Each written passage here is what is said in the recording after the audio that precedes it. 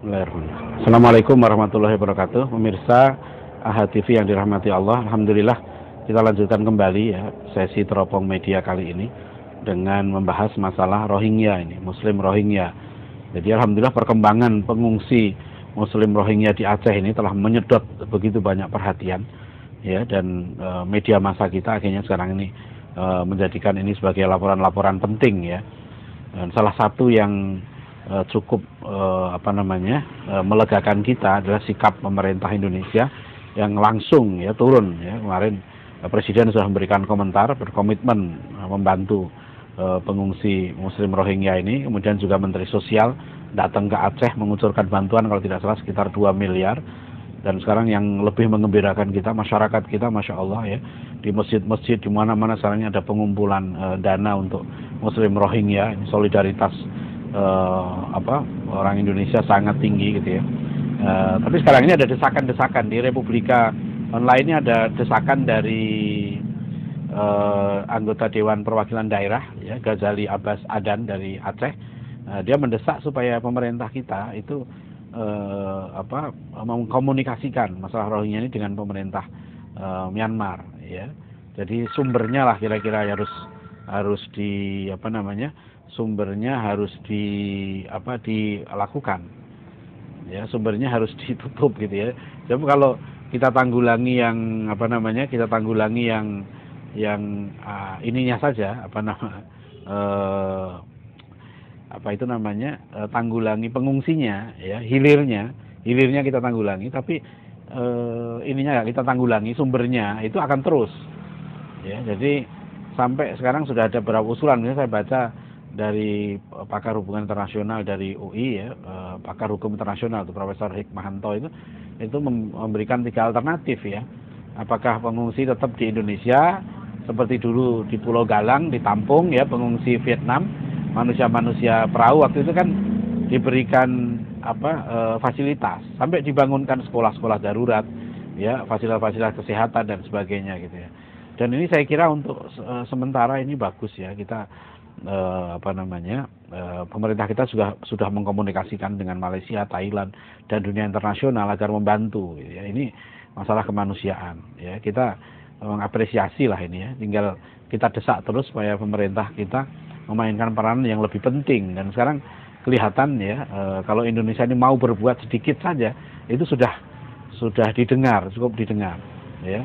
Jadi asalnya kita baru dengar ya, pemerintah Malaysia waktu itu tidak mau menerima karena nanti akan membanjir katanya ke sana. Jadi mereka akan tidak mau menerima, tapi mereka tidak, jadi dikasih kemanusiaan. Jadi katanya perahu-perahu Rohingya ini mereka dikasih makanan gitu ya, dikasih fasilitas ya, tapi perahunya suruh balik ke tengah laut gitu. Kami nggak mau terima. Ya Allah, ini saya pikir dari segi manusia ya, tega banget gitu ya.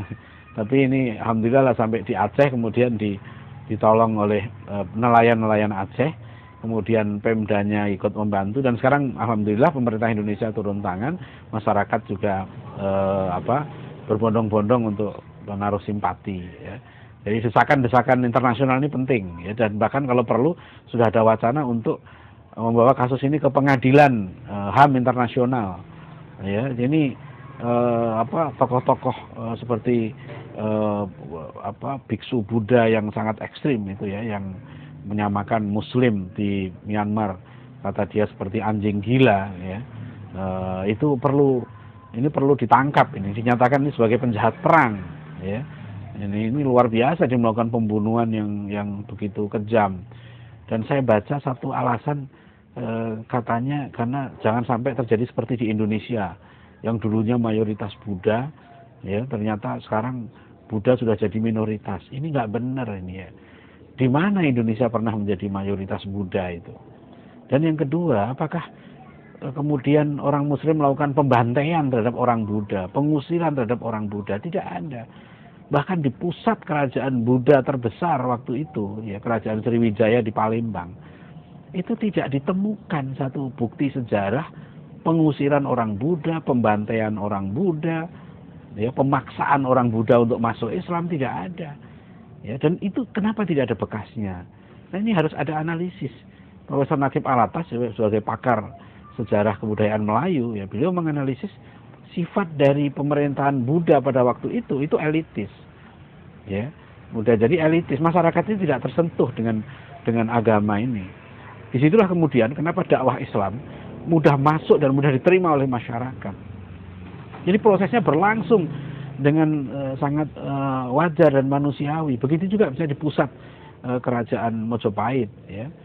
Di sana juga terjadi proses dakwah dan masyarakat kemudian menerima, ya, dakwah Islam yang disebarkan oleh para wali pada waktu itu, ya, para dai-dai Muslim, gitu. Jadi ini mengada-ada, ya, kalau berita itu betul seolah jangan seperti Indonesia dulunya mayoritas Buddha, sekarang Buddha menjadi minoritas, ya. Ini sayang sekali. Tapi kita juga pemirsa, ya, kita perlu ingat, ya, kalau orang-orang Muslim, ya, diusir dengan kasar seperti itu oleh kelompok-kelompok ekstremis Buddha di Myanmar, ini kita patut bersyukur nih, beberapa kelompok Buddha seperti Walubi itu bekerja sama dengan Majelis Ulama Indonesia sudah memberikan bantuan kepada pengungsi Muslim Rohingya di sini, ya.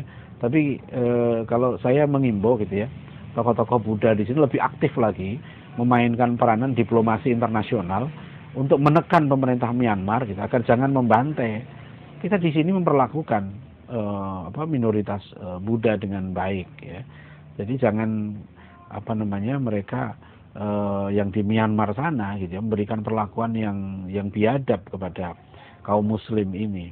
Kita ingat pernah di waktu mau konferensi ASEAN, KTT ASEAN waktu itu di Myanmar, ya, itu Presiden Obama menerima pernyataan dari 300 lebih tokoh Buddha di Amerika yang mendesak agar Presiden Obama, ya, menekan pemerintah Myanmar untuk memberikan perlindungan kepada Muslim Rohingya ini.